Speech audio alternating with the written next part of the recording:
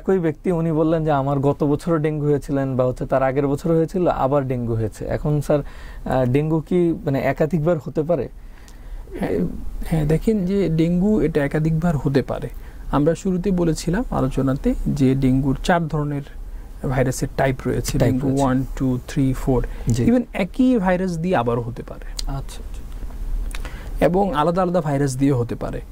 তো এটা মানে ডেঙ্গুটা আসলে ডেঙ্গু ভাইরাসের যে শরীরে প্রতিরোধ ক্ষমতা, একবার হলে তো প্রতিরোধ ক্ষমতা ডেভেলপ করে, সেটা কিন্তু বেশি দিন স্থায়ী হয় না। আচ্ছা। এই কারণে আবারও হতে পারে। স্যার এই আবার হলে কি এইটা কি মানে মৃত্যু ঝুঁকিটা বেশি থাকে এমন কিছু? হ্যাঁ, এটা কিন্তু মানে আবার হলেই যে মৃত্যু ঝুঁকি বেশি হবে ব্যাপারটা এরকম না। এটা যদি সেম ধরেন আগে যে ভাইরাসের যে টাইপটা আমরা বলেছি, যদি সেম টাইপ ভাইরাস দিয়ে হয় তাহলে মৃত্যু ঝুঁকিটা কোনো পরিবর্তন হবে না। আচ্ছা। কিন্তু যদি অন্য ভাইরাস দিয়ে হয়, নতুন সাবটাইপ দিয়ে হয়, তাহলে আগে থেকে যেহেতু বডির একটা প্রতিরক্ষা ব্যবস্থা তৈরি থাকে, তারা খুব তীব্রভাবে এটাকে অ্যাটাক করে।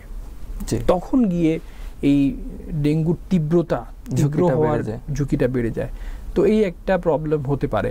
তবে অ্যাকচুয়ালি সেকেন্ড টাইম ডেঙ্গুকে আমরা আসলে কার ঝুঁকি হবে কার ঝুঁকি হবে না, যেহেতু এটা আগে থেকে বোঝা মুশকিল বা ডেঙ্গুর যে টাইপগুলো এটা করা যায় না, আমরা ধরেই নিব যে যাদের সেকেন্ড টাইম ডেঙ্গু হয়েছে তাদের তীব্রতা হওয়ার সম্ভাবনা অন্যদের চাইতে বেশি।